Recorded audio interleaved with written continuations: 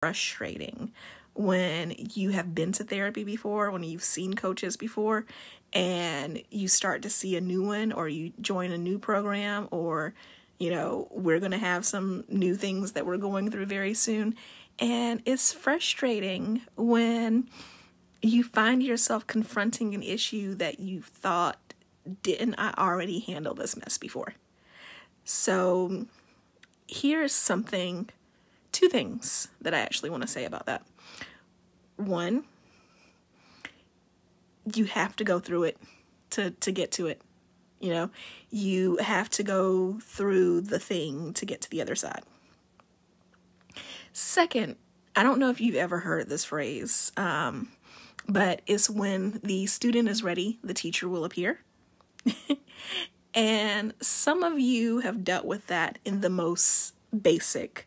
So you decided that you were ready for counseling, for therapy, to level up your life.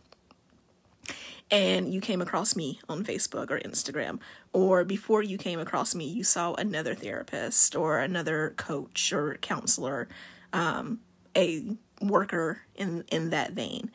And you have definitely understood that. You've done some of the work and you've realized, like, okay, I can see, like, after I worked with this person, after, you know, Keisha and I, like, worked together for a few months, I can see how it's made me better, but I'm still not there. And the reason why that happens is because oftentimes our brains, our bodies, because mind-body connection is a huge thing, it's just not ready to go certain places yet. One of the best examples I can give you of that is this.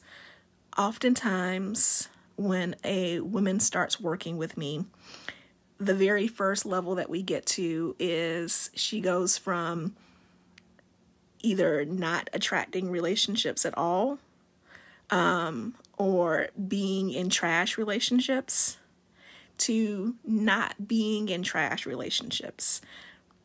But that doesn't mean she's in good ones. The first stage is usually something along the lines of, and this was my path too, so this is no judgment here, because when I worked with my own coach, this is the same thing that happened to me. I stopped being with men who were downright abusive. But I started dating men who were doing the bare minimum, and I was happy with that. So by bare minimum, I mean, like, I had a conversation and they would actually listen to me. By bare minimum, I mean, they showed basic respect and manners, right? Now, that is an improvement. It is definitely an improvement to go from trash to bare minimum. But the thing is that getting to the level of actually being treated well, you know, going from getting the bare minimum and being happy and excited about getting the bare minimum, to go from that to going to actually being treated well and expecting to be treated well, that's a whole new level. And part of that new level is a lot of deeper work inside of yourself, realizing, why is it that you're okay with accepting the bare minimum? Why is it that you don't have that sense of worth yet? And that requires deeper work, and it requires more painful work. So when I got to that level of, like, I was just dating men who were doing the bare minimum, that's all I was ready to do the work on. You know what I mean?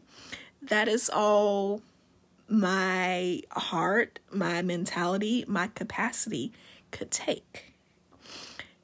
So you get to that level, and then it requires a little bit more work before your self-esteem, your self-worth gets to the point where you're ready to, like, do the work to expect only great treatment, to expect someone to treat you the way that you know you really should be treated.